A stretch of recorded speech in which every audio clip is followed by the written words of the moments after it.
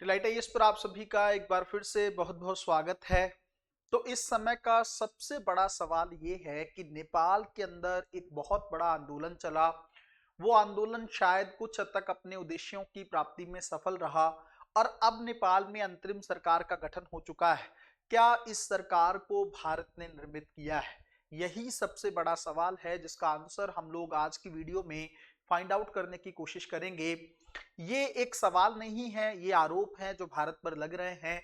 अंतर्राष्ट्रीय स्तर पर और राष्ट्रीय स्तर पर इस बहस को बढ़ावा दिया जा रहा है कि जिस देश में सत्ता भारत के अकॉर्डिंग नहीं चलती है, वहां पर भारत जो है दखल करता है और वहां की सत्ता को बदल कर रख देता है। पूरे मैटर को गहराई से जानने का प्रयास करेंगे और कोशिश करेंगे कि हम लोग निष्कर्ष तक, कंक्लूजन तक पहुंच पाए।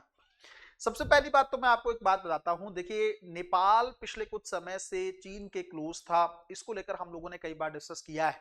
पिछले 13 सालों में नेपाल में क्या कुछ घटित हुआ है, इसको लेकर भी हम लोगों ने एक वीडियो में डिटेल डिस्कशन जो है मैंने किया है, जिसमें आप लोगों ने देखा था कि अभी तक नेपाल में क्या कुछ हो चुका है। अभी अगर मैं हालिया चीजों की बात करूं तो नेपाल के अंदर जेनजी का एक आंदोलन होता है और उस आंदोलन की डिमांड रहती है, पहली डिमांड रहती है जो तात्कालिक डिमांड थी वो ये थी कि जो केपी ओली हैं, नेपाल के पूर्व पीएम हैं, वो इस्तीफा दें और साथ में जो है भ्रष्टाचार को नेपाल से पूरी तरीके से समाप्त कर दिया जाए। केपी ओली पहले मान नहीं रहे थे इस्तीफे के लिए, पहले पुलिस का इस्तेमाल किया, सेना का इस्तेमाल किया। जब सब कुछ जो है फेल हो गया तो उनको इस्तीफा देना पड़ा और वो सेना के माध्यम से वहां से निकले। अभी नहीं पता कि वो कहां पर है। सेना कह रही है कि उनकी सिक्योरिटी में है और जहां तक संभावना है वो नेपाल से बाहर हैं। अब बात यह है कि जैसे ही ये आंदोलन एकदम जो है उग्र होता चला जा रहा था, तो इस आंदोलन को एक नेता की जरूरत थी। आंदोलनकारियों ने अगले पीएम के तौर पर या अभी के लिए अंतरिम सरकार का प्रमुख जो है सुशीला गार्गी को चुनने की बात कही। वो नेपाल की पूर्व मुख्य न्यायाधीश रही हैं और ऐसी जो है एक पर्सनैलिटी रही हैं जिनको लेकर नेपाल में बहुत अच्छी छवि उनकी बनी हुई है। भ्रष्टाचार के खिलाफ जो है अपने, जब वो जज थी तब भी उन्होंने बहुत अच्छे अच्छे निर्णय दिए थे और जब नेपाल में उनके ऊपर महाभियोग लगाया गया था तब भी वो सरकार से डरी नहीं थी। इसलिए जो है उनकी इस छवि के चलते जो है उनको नेपाल में पीएम के लिए उनका नाम प्रस्तावित किया गया है। तो अब वो मान गई हैं। पहले तो वो मना कर रही थी लेकिन बाद में उन्होंने जो है सहमति दे दी और अब वो जो है पीएम बन चुकी हैं वहां की। उन्होंने शपथ भी ले ली। अब बात ये है कि सवाल जो सबसे बड़ा वो ये खड़ा हो रहा है कि क्या भारत ने इसमें कोई बड़ा योगदान दिया है ना? इससे भारत को क्या फायदे होंगे और अगर भारत ऐसा कर रहा है तो इसका वास्तविकता से कितना लेना देना है, कितनी सच्चाई है इस बात में, वो मैं आप लोगों को बताने की कोशिश करता हूं। सबसे पहली चीज तो आप एक एग्जांपल देखिए कि अगर मैं बात ये मान लूं कि भारत पर यह आरोप लग क्यों रहा है। जो नेपाल के पीएम, जो अब तो खैर पूर्व पीएम कहना ही सही रहेगा, केपी ओली जो है, जो इस्तीफा देकर भागे हैं, उन्होंने भारत पर आरोप लगाया है कि अगर वो भारत के साथ रहते, भारत के अकॉर्डिंग चलते तो उनकी सरकार काफी लंबे समय तक चलती। उन्होंने भारत की बातों को फॉलो नहीं किया। उन्होंने कालापानी, लिपुलेख, लिम्पियाधुरा को नेपाल के नक्शे में दिखाया, इसलिए उनका तख्ता पलट कर दिया गया है। अब इसका मतलब तो यही है ना कि भारत ने तख्ता पलट किया है और भारत में इस समय सरकार किसकी? एनडीए की सरकार है और उनके द्वारा जो है तख्ता पलट किया गया है। और ऐसा नहीं है कि भारत पर ये आरोप जो है नेपाल के द्वारा ही लगाए गए हैं। पहले बहुत सारी सरकारों ने समय समय पर भारत पर इस तरह के आरोप लगाए हैं कि भारत जो है अपने छोटे पड़ोसी देशों में दखलंदाजी करता है। जब तक भारत के हित सधे रहते हैं तब तक तो भारत कुछ नहीं कहता है। अगर कोई कंट्री भारत के अगेंस्ट जाने की कोशिश करता है तो भारत उसके अंदर दखल करके सत्ता को बदल देता है। इस तरह की बातें हुई हैं। बट मैं आपको ना एक छोटे से एग्जाम्पल के माध्यम से इस बात को काउंटर करना चाहूंगा कि जो लोग इस बहस को क्रिएट कर रहे हैं उनको ये समझने की जरूरत है कि अभी कुछ समय पहले जेनजी का मूवमेंट बांग्लादेश में हुआ था, है ना? और बांग्लादेश में तो हमारी खुद की जो है फेवरेबल एक हिसाब से मिनिस्टर थी, वहां पर पीएम थी शेख हसीना, जो भारत के साथ बहुत बेहतर संबंधों की जो है चाहवान रही हैं, भारत के साथ बहुत अच्छे रिलेशन रखती रही हैं। उनको फिर हमने क्यों हटवाया? वहां पे जेनजी को किसने क्रिएट किया? अगर नेपाल में भारत ने क्रिएट किया तो बांग्लादेश में भारत ने क्यों ऐसा किया? वहां तो हमारे फेवर की जो है पीएम थी, तो फिर हम उसको वहां पे क्यों हटवाना चाहते थे? इसका मतलब इस बात का कोई बेस नहीं है।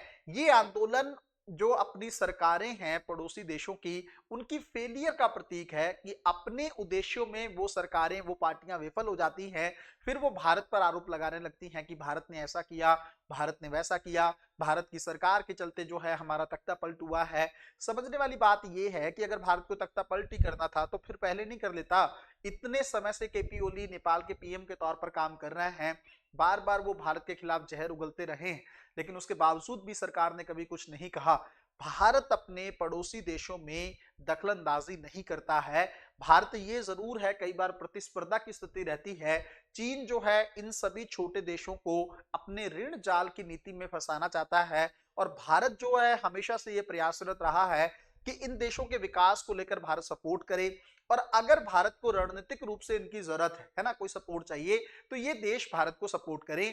चीन के खिलाफ कई बार पता है आपको कि भारत की सुरक्षा को लेकर खतरा उत्पन्न हो जाता है, तब हमें श्रीलंका जैसे देश से, मालदीव से, नेपाल से, भूटान से हेल्प चाहिए होती है, क्योंकि ये वही देश हैं जो कहीं ना कहीं पे जिसके अंदर चीन दखल करता है। चीन श्रीलंका के अंदर अपने सैन्य बेस स्टैब्लिश करने की कोशिश करता है, चीन मालदीव में एक्टिव होता है। तो ऐसी सिचुएशन में भारत कोशिश करता है कि ये पड़ोसी देश जो हैं उसकी सुरक्षा के लिए खतरा उत्पन्न ना करें। भारत की संप्रभुता के साथ किसी तरीके का खिलवाड़ नहीं होना चाहिए। वहां पे भारत कोशिश करता है प्रतिस्पर्धा की, है ना। और प्रतिस्पर्धा किस तरीके से होती है, चीन देता है इनको लोन, है ना, ऋण देता है, जिसका ब्याज चुकाने के लिए ही इनको फिर से लोन लेना पड़ता है, फिर उस ब्याज को चुकाने के लिए या मूलधन को चुकाने के लिए फिर से लोन लेना पड़ता है। ऐसे करते करते सभी पड़ोसी देश जो हैं श्रीलंका के चीन के ऋण जाल में फंस जाते हैं। भारत इस तरह की रणनीति नहीं रखता है। भारत अनुदान पे ज्यादा ध्यान देता है, भारत क्रेडिट लाइन देने की कोशिश करता है, और छोटे छोटे स्तर पर जो है इंटरेस्ट लगाकर या छोटा ब्याज लगाकर भारत बड़ी राशियां इन पड़ोसी देशों को देता है। तो इस सिचुएशन में भारत का नजरिया चीन से एकदम अलग अलग हो जाता है। लेकिन वही है कि अंतरराष्ट्रीय स्तर पर एक छवि बन जाती है कि भारत जो है इस तरह की सिचुएशन को क्रिएट करता है। मैंने आपको एक बेहतरीन एग्जांपल दिया है कि वहां पे अगर बांग्लादेश का हम लोग डिस्कस करें, वहां पे शेख हसीना थी, वहां पे भारत को ही उनको भारत में बुलाना पड़ा, ऐसी सिचुएशन क्रिएट हो गई थी। और अभी तक भारत जो है बांग्लादेश की चीजों को लेकर बहुत ज्यादा इंटरफेरेंस नहीं करता है। हम ये जरूर चाहते हैं कि मोहम्मद यूनुस धीरे धीरे चीन की तरफ जा रहे हैं, तो वो ये ना करें, भारत के हितों को भी ध्यान में रखें। वो जब अपने आप को बंगाल की खाड़ी का बेताज बादशाह बोलते हैं, तब भारत को तो ऑब्वियसली अच्छा नहीं लगेगा ना कि बंगाल की खाड़ी का बेताज बादशाह बांग्लादेश कब से हो गया। तो जब बांग्लादेश हो, नेपाल हो, श्रीलंका हो, मालदीव हो, जब चीन की भाषा बोलने लगते हैं, तब ये कतई भी भारत को अच्छा नहीं लगता है कि आप चीन का नाम लेकर हमें क्यों इस तरीके से एक हिसाब से ब्लैकमेलिंग वाली रणनीति ये लोग अपनाते हैं। तो सुशीला गार्गी जो हैं वो पीएम बन गई हैं नेपाल में, है ना, अंतरिम सरकार को संभालेगी। जब तक नेपाल में नए चुनाव नहीं होते हैं तब तक ये पीएम के तौर पर रहेंगी। और इनसे अभी एक इंटरव्यू लिया गया और भारत के बारे में पूछा गया, तो इन्होंने कहा कि मैंने बनारस हिंदू विश्वविद्यालय से पढ़ाई की और भारत के साथ मेरा बहुत अच्छा रिश्ता रहा है।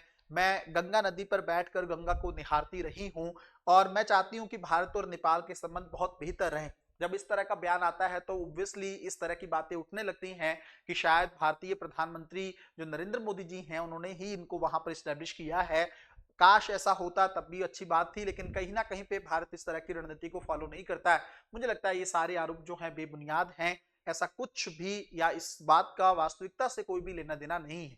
मिलते हैं अगली वीडियो में, तब तक अपना ध्यान रखें, अपनी पढ़ाई को बहुत अच्छे तरीके से करते रहें। बहुत बहुत धन्यवाद।